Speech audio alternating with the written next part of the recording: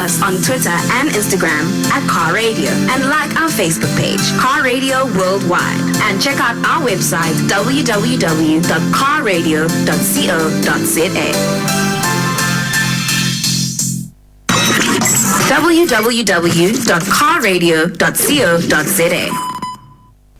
Shalom, shalom, shalom. Siyabonga ke bakithi umsomluko umhla ka-21 ke bakithi ke laphana kuJune. Hey, uJune ugijima ngendlela eyisimangaliso and ubheke ekupheleni konyaka. So it calls you ukuthi ke usheshe uqaphele, usheshe ubheke. Shalom ethandwa. Ngiyakholwa ukuthi bayithi kumsomluko uJesu uniphethe kahle, nani niyiphethe kahle ke bakithi bukhoneni benkosi. Umnandi kudelile ke bakithi. Yabona makumsomluko, I always say you reserve the energy for Monday because Monday it's you just take the decision ukuthi yazi ukuthini ngithe ngizokwenza u1 no 2 no 3 no 4 no A to Z. So you just wake up and choose ukuthi yazi ukuthini ngiyadecide, ngiyavuka, ngiyayenza lento engithe ngizoyenza. Even kufana noma uzoya emsebenzini, you just decide ukuthi yo Monday ila abavuka ngewashi ke o ngealarm uthola ukuthi umuntu izokhala lokho ikhalile kuze kuphele 5 minutes or before and then agcineke eventually esevukile. Kumnandi ke bakithi ke because egcineni kwakho konke impilo siphiwe uNkulunkulu and usenzele umusa ke ngayo bakithi. Mawubheka la sivela khona, mawubheka ukuthi there were times where there was no hope of ke impilo zethu when la khona na ucabanga ukuthi uzofa, la ucabanga ukuthi khona awuzukuba into yalutho, la ucabanga khona ukuthi yazi ukuthini impilo yami kuyaphela ngayo, but uNkulunkulu ke wakulondoloza kwaze kwayimanje wakugcina wakunikeza ke bakithi lokhu kuphila esikuphilayo. I hope ke bayithi impela sonto ikuphethe kahle. If you were in some gigs or in some party or funeral or anything as well as church, because church will always be there. When I go to uhlezi uchoose ukuthi ke bakithi every Sunday or Saturday you go to church, it's up to you. So ngiyakholwa ukuthi ke impela sonto niphathe kahle. Mina I can say loudly ukuthi yo, it was a fantastic one, it was a marvelous one, a super makondofious one if you content njani. So ingiphathe kahle ke. Yes, we joy ride naye bakithi Pastor Ntombiyezwi mam ngomezulu Shezi. I usually say intombi yakhona ke lapha emntubatuba esigodini noma thiya kodwa isihlala ke bakithi ezweni luju nobisi emazimtoti. Yebo ke yonke into isimtoti, nawe uyabona nje ukuthi yonke into imtoti ke bakithi iwuju ubisi kumnandi kunjeyana ke. I'm fit, strong and healthy as well. So siyabonga kakhulu uNkulunkulu ukuthi bakithi mahleli kuyena will always sidlo kuhle kwezwe, all the goodness bakithi ke asinikeze khona in the land of the living. Thina kuphela ukuthi nje fix our eyes to him as he is the author and the finisher of our faith. He is our God. He will never leave us nor forsake us. Emanzini amaningi asobe sakhukhuleka. So ngiyakholwa ukuthi nawe, as much as maybe your weekend was too tight, but ke see where you are today, bungazi ukuthi hey uMonday wami uzoba njani. But look, uNkulunkulu indeed, this is iMonday ayenzile, a day alenzile ke bakithi ke we still continuing rejoicing and be glad in it ke bakithi ke. Yabona kumnandi mangabe ukwazi ukubuka around and be grateful, because abantu abaningi they always complain, they always want more, they always see ngaphesheya ukuthi angcobo kube but they fail to see and look around themselves and look around where they are and appreciate what God has done for them. So nawe ke just ungayilibazisi ngokuthi ulokhu jaha lapha phambili and then uthola ukuthi noma ufika khona futhi usujahe phambili and then you fail to recognize the blessings that uNkulunkulu akunikeze wona where you are. You must teach yourself to be content. You must teach yourself to be content. Uthi yazi ukuthini ngiyaneliseka yilokhu uNkulunkulu akunikeze khona. And then if uke ukuthi ufuna ngiyilulela ngaphambili na uzozwa yabona into mangabe kungeyakho ingaphambili, you just feel ukuthi yazi ukuthini that is mine, that is for me, that is uNkulunkulu unginikezile the thing. So you just stretch yourself to it because uyazi ukuthi if I pursue it, I feel peace. If ngilangazelela, there is that peace in me eshoyo ukuthi as much as there is fear ukuthi ngizokwazi yini ngizofinyelela yini kuyona, but you just felt inside of you yazi ukuthi nekugcina kwakho konke there is peace, because ukuthula kusho ukuthi nothing missing, nothing broken. So ngamanye amazwi, that thing, it belongs to you as much as khona izinto ezikwenza ube nongabaza, but peace ke ikona ke iyona ke efunakalayo empilweni zethu. Ngiyakholwa ke bakithi ukuthi ke even nabakade be celebrate ama birthdays yabo during the weekend, they are fine, they are good. Yabona ke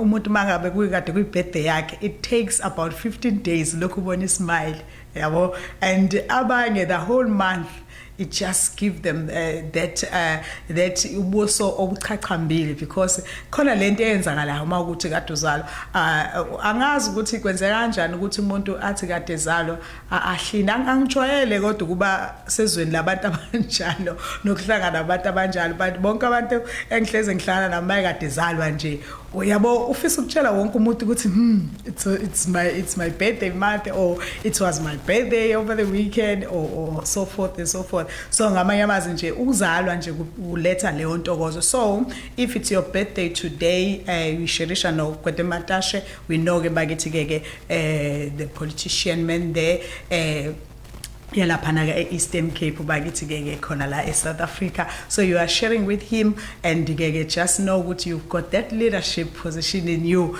uNkulunkulu anginikeze yona ke bakithi mhlawumbe ke ngafuna ukuthi ke sithi inyanga isiyophela sibachaza abantu baka June ukuthi banjani. Well, not all of them ukuthi balapho, but abanye baba influenced by the environment othothi bakhulele kuyona. Then uthola umuntu as much as enazo lezo zinto zabantu baka June, but agcine sekwazi ukutheleleka nakwabanye abantu akhule nabo, depend ukuthi ibona abapha abantu abadominatile around him. Ngisho ngithi ekhaya kuyamangalisa because abantu abaningi abaka January where my father naye wayezalwe ngo January, so most yethu singabaka January, and siyabonje sibaningi, even kukhona nabazukulu bo January, so nje sidominatile ngaleyo ndlela. So kuyenzeka ukuthola ukuthi the whole family izogcina sengazi ukuthi izala ngo January, kodwa bonakala abantu befana, kanti labo bantu abathize bazana ngalenyanga then abagcina so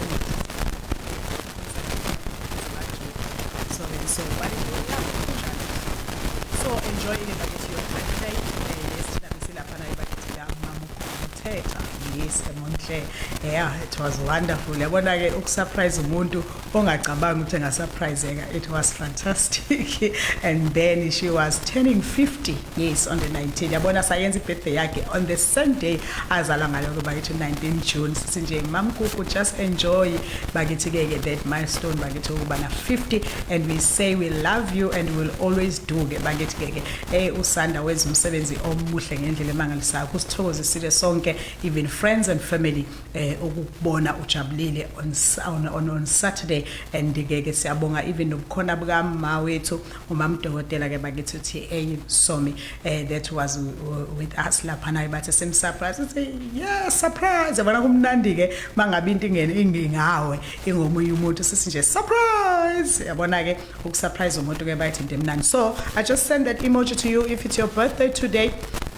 Emoji yekheke ke bakithi eneminyaka yakho ngaphezulu, wena ozaziyo ke bakithi ukuthi uneminyaka emingaki. Mina lutho mntaka baba angikwazi. So I would like you ukuthi ke enjoy your birthday.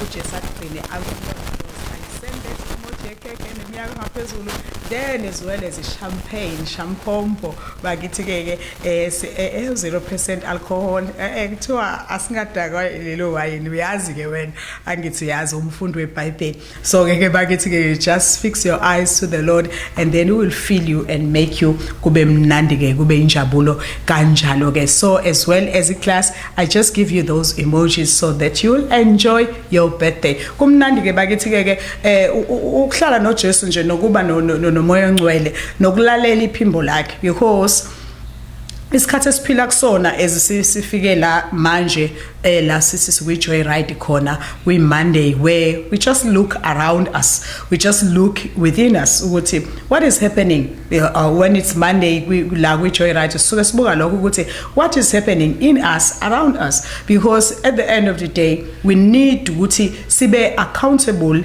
ngeimpilo esiphila manje, sibe accountable ngezinto esizenzayo, sibe accountable ngama decisions nje even esiwathathayo, because isikhathi esiphila kusona siphila esikhathini la khona abantu abaningi benza izinto haphazardly without them paying attention, without knowing even I even mentioned on Friday ukuthi people, they fail even to connect with themselves, they fail even to see if they are still there, ngathini basahambisana yini nabo, because sometimes you may see a body and you found ukuthi umzimba wakho usuhlelo omunye umuntu, mangithi omunye umuntu like or any demon also, it can be in you unganakile because you don't pay attention to yourself. So you'll find ukuthi uyahamba phakathi kwabantu but unolaka and but nje yonke into yenzayo you are not aware what you are doing, like even when you reach home like in the afternoon or like sekumele uyolala, you know that lo mzuzu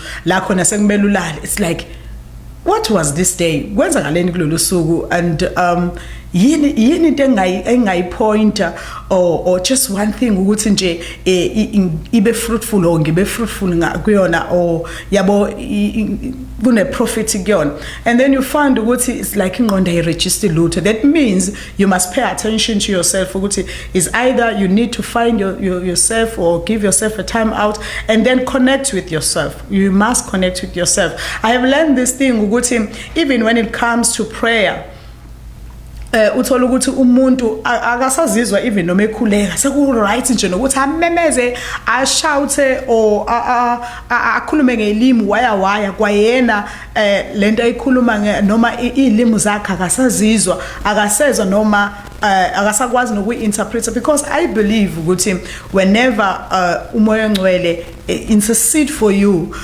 you can feel, you can hear what he's saying, even though sometimes you may have maybe those few minutes or few seconds where you don't understand because it is him who's interceding for you, but you will feel and understand what's okay, this is him taking over, this is me understanding him in me. So abantu abaningi they fail to connect with themselves ngalendlela ukuthi even in prayer they found themselves ukuthi umuntu there is no impact eyenzakalayo ngomkhuleko wakhe because akahlangene naye, uhlukene naye.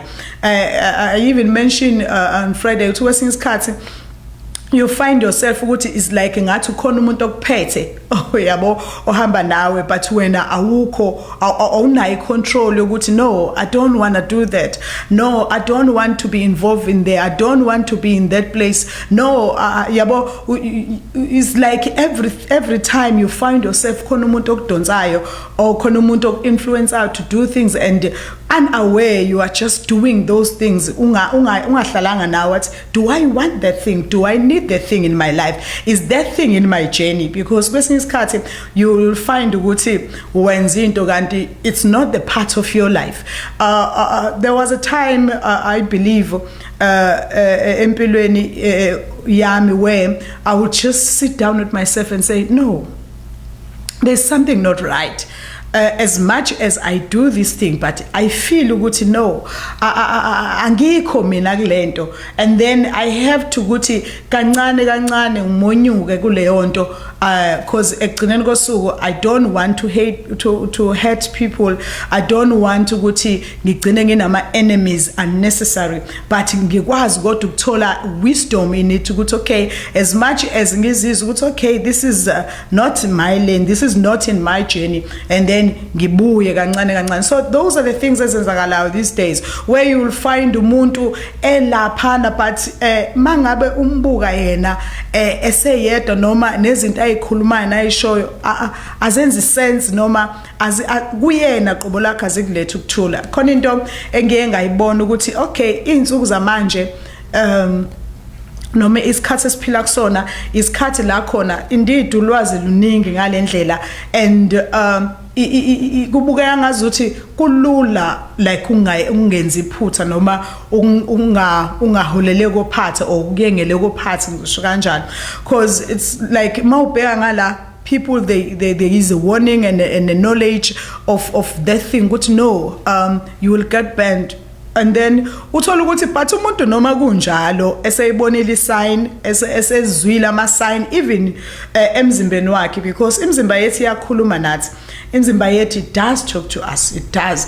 And uthola ukuthi nedi ke mawusumzalwane, because mawumzalwane there is umoya ongcwele who speaks to us, tells us ukuthi no, as much as he got that soft voice, but kuba ukuthi if wena ungekho connected to him, or ungasi umuntu that is good in listening, or ungasi umuntu othanda ukulalela, you'll find yourself uphoseke weni, noma you'll find yourself ukuthi ikhona into ethi ingozi, that red light that tells you ukuthi no ingozi, or that amber light that tells you no, just be caution, you understand. And then also ukuthi umuntu nje ikhona sign ethi no, but yena pushing there and going there, and then akhalakathele, and then bese funa ukusizwe sengaphakathi, awu bengibona kodwa manje ngingenayo ishow, and then like okay, for the first time it's fine, and then the second time foot one and the very same thing,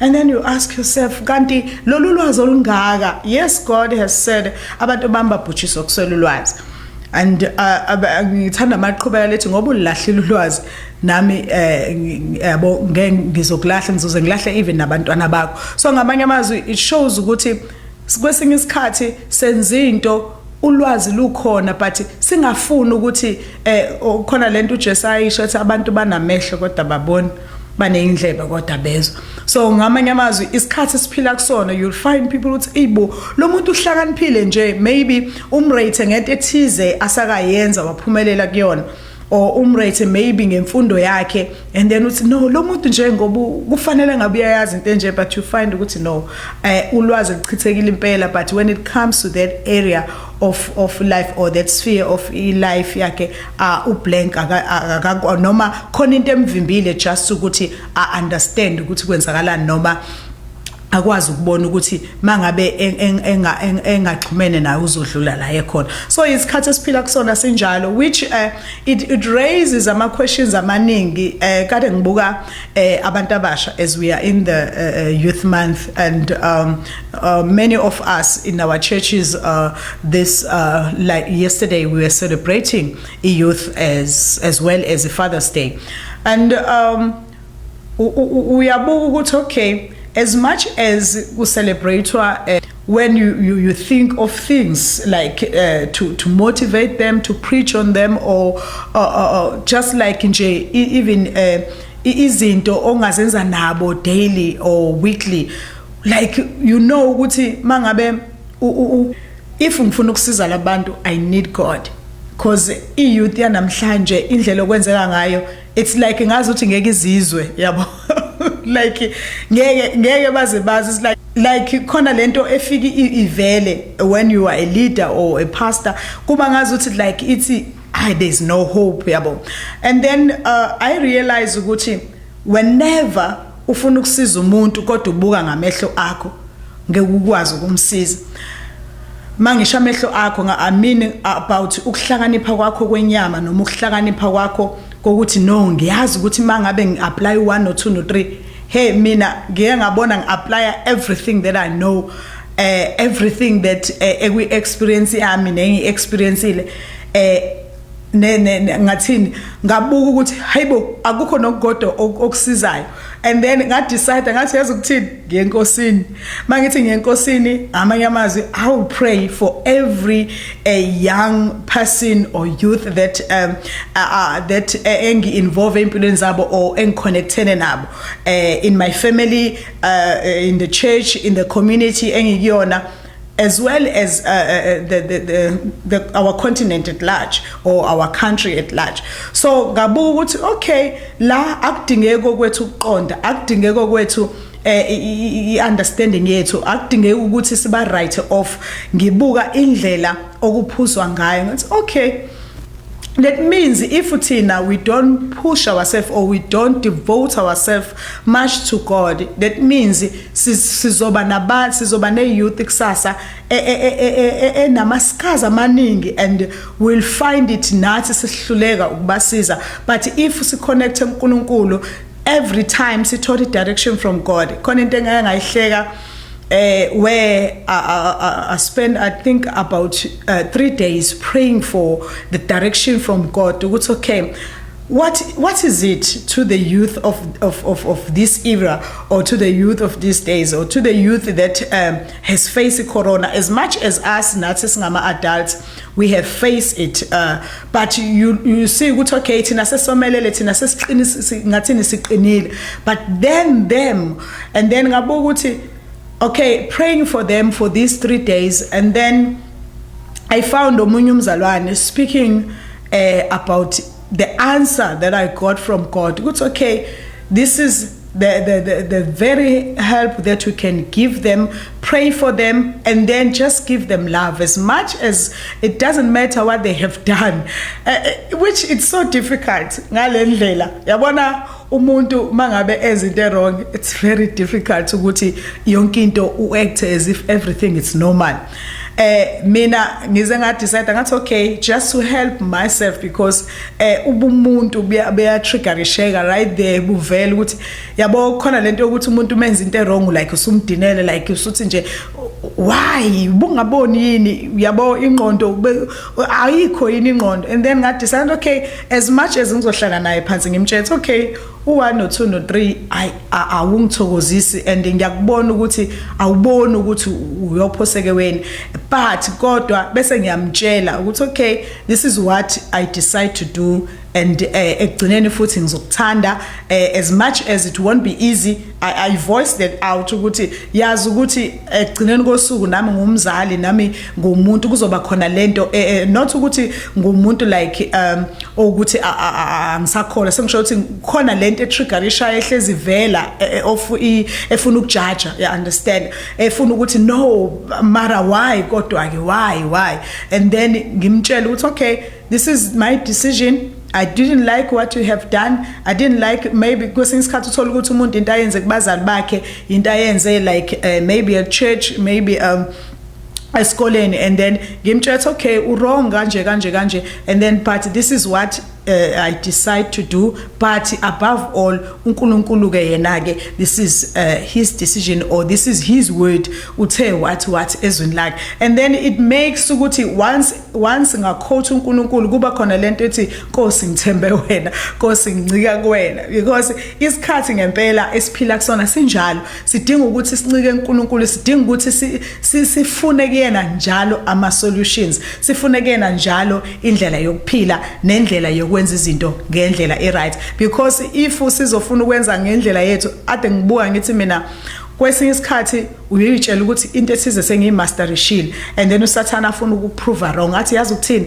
wena uxoleli, wena nje umuntu onganalo uthando, and then you just find yourself ukuthi ufuna manje utraineke noma ungene to that negative side, uhlale khona lokuthi okay, mina shuthi nje angikwazi ukuxolela, shuthi mina nje ngiyajudge, shuthi mina nginje. And then ngidecide ukuthi whenever mangihleli kufika umcabango maybe about maybe a young one that has done wrong, or umuntu nje omdala that has done wrong, I decide ukuthi ngicinge back ukuthi yini into enhla kayenza, because isikhathi vele siphila kusona sinjalo, sifuna ngazi ukuthi umuntu ngathi no uzongisiza ngani vele, hayi no akahlale la ehleli khona nami ngizohlala la ngihlala khona. But ekugcineni kosuku mase sihlangana ke ufila kanjani, kwenzakalani, and then nga decide ukuthi no ngizothi mangihleli ngedwa, whenever fika umcabango wakhe kukhona into engidinayo, I would just make my mind ukuthi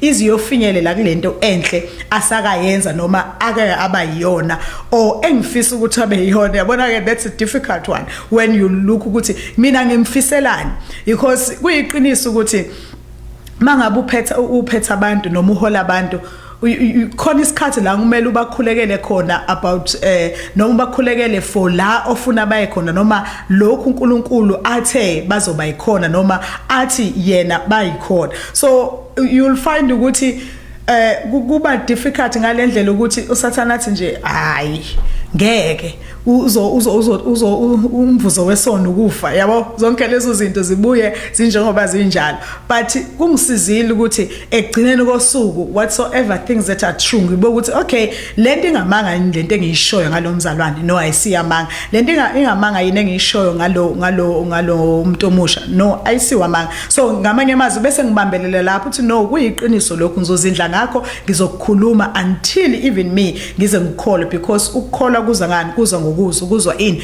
izwi kaNkulunkulu so ngimcharge ngimlebele ngimenze abe muhle no matter ukuthi mubi kanjani lokho kusiza nganami ukuthi all the time ngiyakwazi ukuyicheck ukuthi ngikephi ngomuntu othize nangabantu abathize even ebandleni as like mangabe uhola abantu even like umuntu nje like umama ekhaya you just need ukuthi uconnect nawe so that uzokwazi ukuthi okay kulesi sikhathi i-challenge ila i-challenge usathana ufikele ukuthi mhlawumbe ngixabane noma omakhelwane I remember recently there was this part where kukhona into engichallengeayo with one of my neighbor but I just decided ukuthi yazi ukuthini ngeke nginake lento usathana yenzayo but mina ngizonaka ukuthi mina ngimfiselane mina uNkulunkulu utheni ngomakhelwane wami it was not easy but I choose that yabona kwesinye isikhathi la ubona khona ukuthi oh okay izinto eziningi ungakwazi ukuyichanela zibe right empilweni yakho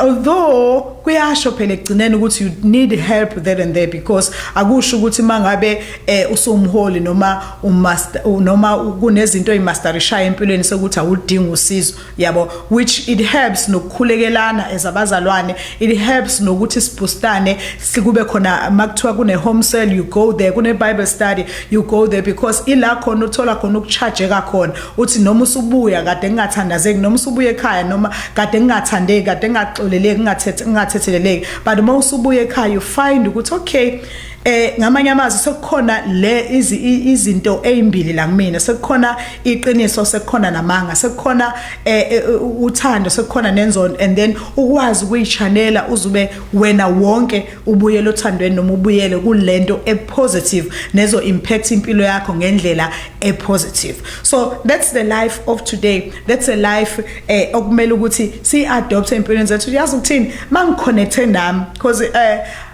khona into uNkulunkulu akangifundisana ukuthi mawumzalwane when you connect with yourself you found ukuthi izinto eziningi ziyagwemeka empilweni yakho ngalendlela ukuthi you will find ukuthi khona abantu who will always usathana balethe just to poke your heart just to let you ukuthi nje usuke to your position but ngafunda ukuthi uNkulunkulu engifundisa ukuthi whenever you feel ukuthi you've been poked you feel ukuthi okay khona lento engenza ukuthi ngigcine ngasaboni kasolinye nomzana nothize nomuntu othize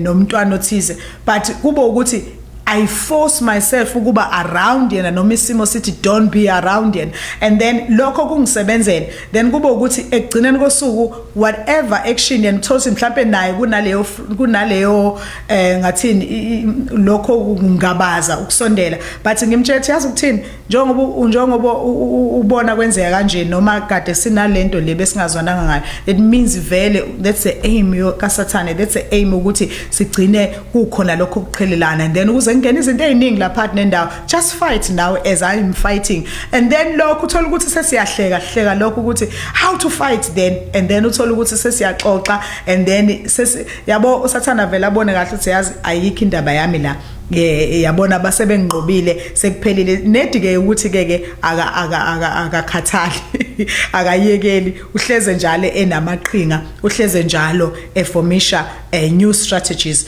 ukuthi ke akwazi ukungena empilweni zethu but kuyangisize kakhulu ila khona uNkulunkulu ngimbonga khona nanokuthi nje ukuthi impilo mangabe ihleli kuyena ufixe amehlo akho kuNkulunkulu, you always have izinto zokunqoba. Sometimes uzubuke uthi uma ubheke emuva uthi ngiphunyuke kanjani, yabo. Khona izinto namhlanje ngithi mangiyibuka emuva ngithi okay, kungisizile ukuconnecta nami, kungisizile ukuzazi ukuthi ngikusiphi state, kungisizile ukuzazi ukuthi okay, ingqondo yami igcweleni manje, nokuchecka nje ukuthi ingqondo igcweleni. Yes, sometimes you can read the word, pray, but you find ukuthi awunayo lento yokuzizwa ukuthi mangase kufika isimo esithize uzo acta kanjani, yabo. O makufika into ethize uthole nawe uthi hayibo ngi-acte kanje yani mina lo kanjani. So ngamanye amazwi kuyakusiza ukuthi connect with yourself, zazi ukuthi kwenzakalani kuwena, zazi ukuthi okay, khona izinto eseziningi, khona into eyangicika, yonke into esiyenzeka manje noma incane siyangicika. That means zonke izinto eseyifika ziyangithunuka kulento eyakhela ngangayikhipha ngaleso sikhathi. So ukuthi hayi ngoba zingilimaza but sezithunuka lento evese ikhona empilweni yami. So just uqaphele kanjalo kulesi sikhathi esiphila kusona ukuthi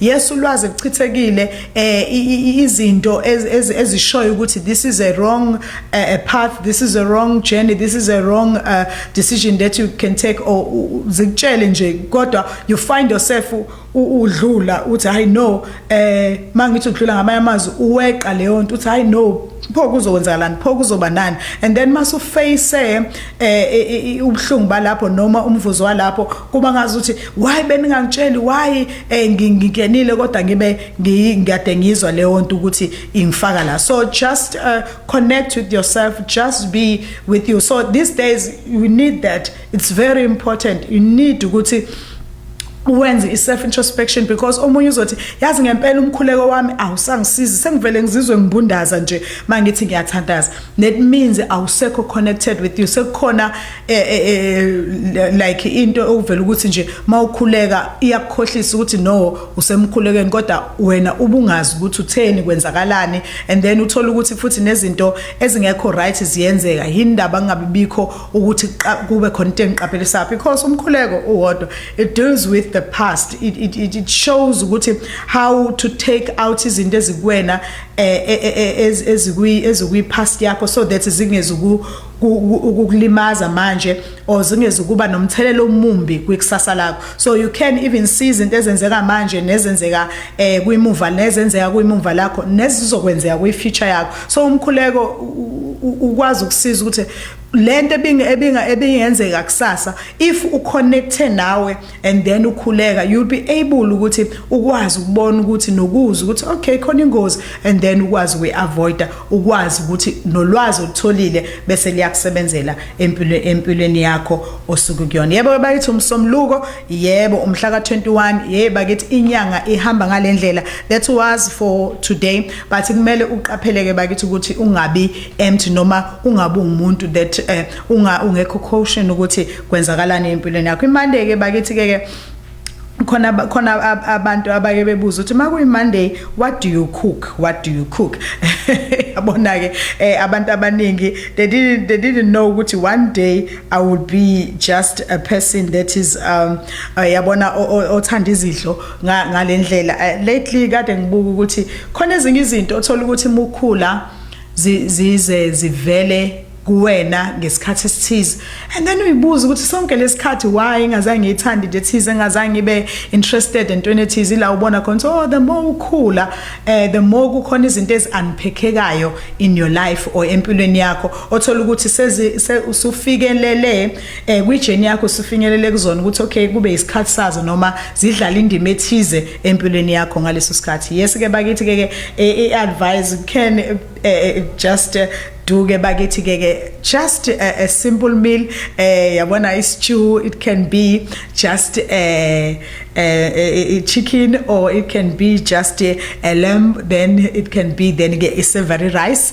with bakithi ke laphana ke ama salad akho, but savory rice yakho ibe nje just nama mushrooms. So in Monday that's a tip of food ongayipheka when it's Monday bakithi ke, so that nje kuzoba khona. Well Sunday kusuke khona ama salad vese asuke khona uthola ukuthi nangomsombuluko asuke sekhona. It depends ke abantu abanye abantu ababesakuthanda ukudla kusefridgini kodwa I don't think the Zulus are like that. Except ke bakithi bangabanye abantu ke but the Zulus ke nje hawu lento ekuthiwa umfudumeze ebusika into yakhona ithandwa hure yebo ke bakithi. So just cook that or just cook anything that will give you bakithi ke ubumnandi ke noizwayo ngaleso sikhathi because kwesinsikhathi kuyenzeka ukuthi umuntu okay ekhaya sekwahlala nje just I menu of the week kwazi ukuthi okay makuyi Monday up to Sunday this is what we cook. So okay it's fine, you can cook that. And then mhlambe eke sibheke ukuthi ke when it comes to khona abantu abalwa ke bakithi ne weight khona abalwa ke bakithi ke nezinto eziningi yabo khona abafuna ukugaina khona abafuna ukwehla ke kuthiwa ke summer bodies are made in winter or they are built in winter or whatsoever. So if ke kuukuthi ufuna summer body yabona summer body yayazi ukuthi njani. Yeah, just hit the pause before you bite. Before you bite anything, ask yourself why are you eating that or are you biting that? Ulambile nomu boregile. Then that questions it will make you ukuthi ke ukwazi ukubona ukuthi okay ngempela uyafuna yini ukudla noma just ukuthi ngoba excuse me usekhaya and then so decide ukudla khona into engaye ngalwa nayo ukuthi if ngisekhaya I must teach myself ukuthi angikho ekhaya ngalendlela ukuthi ifridge yavalwa uphuma yabo lento ukuthi mawuye kitchen ubuya nento uphinde ungaye kitchen mawudlula yazi abantu besifazane ya understand nezingane. So just ask yourself ngidlelani lento sengidle kwesingaki yabo. I used to ask my umntaka seswami ona 7 engihlala naye uthola ukuthi uzolokho edlila idanone ngithi mina okay usuyidlela ukusutha noma usuyidlelani athi no it's just for fun. No, just if ulambile just uyicheck ukuthi okay ngilambile and then usho ukuthi yazi ukuthini ngilambile and then uthatha ukudla udle ngoba kuyafana. That means uzogcina usuyiqede yonke because awudlile you just taking yogurt or you are just taking it Danone. Just that simple mean. As well as the focus ngamanye amazwi sometimes you just need to ukuthi kube khona lento okay it's Monday I've been busy with my phone ngiyazi ukuthi iphone lately when it causes that dimness in our mind noma ukuba black kwamehlo ngalendlela ukuthi abantu abaningi sebehlala emafonini. So it advisable ukuthi wear your glasses or any glass that you can wear or just dim your phone ibe thwa injani uyehlise ilokhuzana ilight laphana so that uzokwazi ukuthi ke bakithi ke ungalimala amehlo. As well as ifoni yakho ke bakithi ke kwesinye isikhathi just switch off the phone and the TV and just think with your own mind, not with the influence of ama status. Kana abantu asebecabanga nje all the time kwangifikela nami lokho where you just usuhleka ngisho ungayiboni ivideo ethize and then I realize that no even izwi kaNkulunkulu la pop up izinto that I have seen. Then there will be time where I say I switch off the phone, I switch off the TV. It's just me and God, or it's just me to find myself in me, and then ngikwazi ukuthi okay mina ngifuna ngicabangani ngenzani. So that is very important in this busy time, in this time where we all rush to social media when we wake up in the morning. But sometimes you just need ukuthi when you wake up in the morning, pray. When you wake up in the morning, just start by praying and reading the word. Kwesinye isikhathi amafoni ethu or ama radio ethu, you can just udlala audio yeBhayibheli ekuseni. It helps your mind. Kwesinye isikhathi khona ama audios that are just telling the story of a certain chapter in the Bible, and then it makes you good even to laugh. Yabo khona ikhathi lanje uJona esezomemeza ethi yabo enzalo yenyoka yabo, you just lapho usuyahleka, kodwa at the same time you are just scripture siyangena into your mind. So sometimes we have to have that to know umzimba wami just need to know it's enough on this, again ngibuyele ngala you channel. So ngamanye amazwi you are balancisa impilo, kuyadingeka in this time ukuthi ungafocus entweni eyodwa then uthothe ezinye izinto ziyaxhuka. Ngelinye ilanga ngakhuluma about itafula that have 4 legs, then uthola ukuthi uqindise mhlawumbe imlenze emibili then le eminye yaqhuka oqinisa imlenze emithathu then lo yaqhuka, uthola ukuthi izinto suyindlalile or lesikhathi usudeka itafula lakho and then boom seliyawa sekuphihlika yonke into ngosuku lodwa. Why awubalansisanga impilo yakho? And then futhi bese kuthiwa put down your fork between bites. So kwesinye isikhathi you just need to do that. This thing it's there in my vision board. I always look at it. As much as a vision board yami, it's in my bedroom, but I always remember ukuthi no, sometimes I have just ukuthi mangidla nje ngespoon can relax so that I'll feel the smell and the food as well. Yabo kungabi khona ukuthi nje yabo khona lento ukuthi ngilambile ndiyo komntana ndiyo komkhwenyana yabo kuyashesha, but sometimes you just need to relax and speak and just yabo in between the food, cause ugcina usudla uthola ukuthi awukuzwanga ukudla, awuzwanga lutho nomnandi babo, and then ususela leyan usukunambitha lokho kwasekugcineni kuphinde ukuthi hamba ophaka uthufona uwini, but egcineni kosuku ugcina usudla ukudla ongaphezulu kwesisu sakho because ubusheshisa ujahile. But kube kuthiwa ubuthi nje put down your fork between ama bites or between ukukha ke ukudla ke. So and then bese ukuthi ke egcineni kwakho konke you must allow your senses ukuthi ke bakithi asebenze, because yini lokho njalo kusayikona ukuthi connect with you, just find yourself in you, just be there in your life. Ungabe ukuthi nje uphaphamele ethi hey sengimdalanga sengina 50 sengina 45 bekekephi yonke leminyaka. So ngamanye amazwi connect with you, just be there in your life egameni lika Jesu. See you on Wednesday where we say then in which way right your calling that has become your career. Just join me ke bakithi ke on Wednesday. I love you, I have to love you and leave you.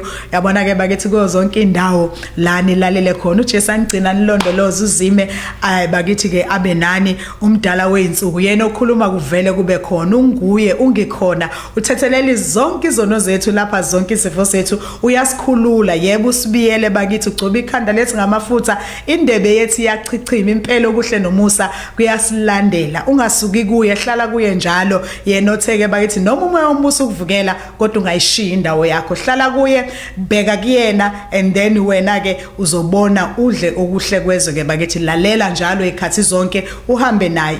Khumbula uthi uzothulula umoya wakhe phezu kwa yonke inyama. You have the Holy Spirit, connect with him so that he will direct you, he will comfort you, he will just always akukhumbuza ukuthi unophawu bekwelona bakithi ke lasembusweni kaNkuluNkulu. Mina nje Pastor Ntombiyezwi mamngomezulu Shezi, I have to leave you and love you. Asibonane ngolesithathu ke. Bye. uJesu akugcine akulondoloze. So phuma ngaye ke bayithi lapha na Queen of the Valleys ethi nje ngizokudumisa. I love this song. Ngizokudumisa njalo noma kubhlungu kodwa ngizokudumisa, noma kumnandi kodwa ngizokudumisa. Yabona, you just say noma ngabe kwenzakalani, I will run to you God, I will come to your throne, I will always draw nigher to you so that you will draw nigher to me. Then ke asibonane bakithi on Wednesday.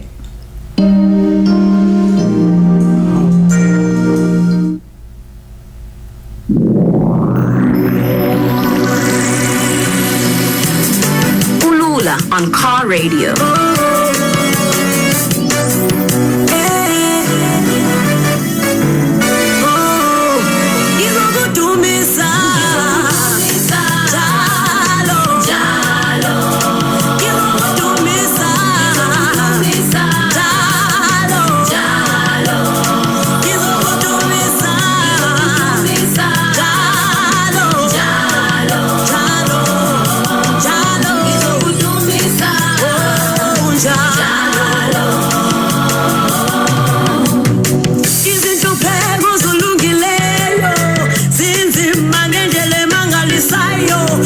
uJehova uyamkhulula kuzona zonke ahambe njalo eqinile khululiwe kukhona konke uyadumisa abonge njalo afakazele igama lakhe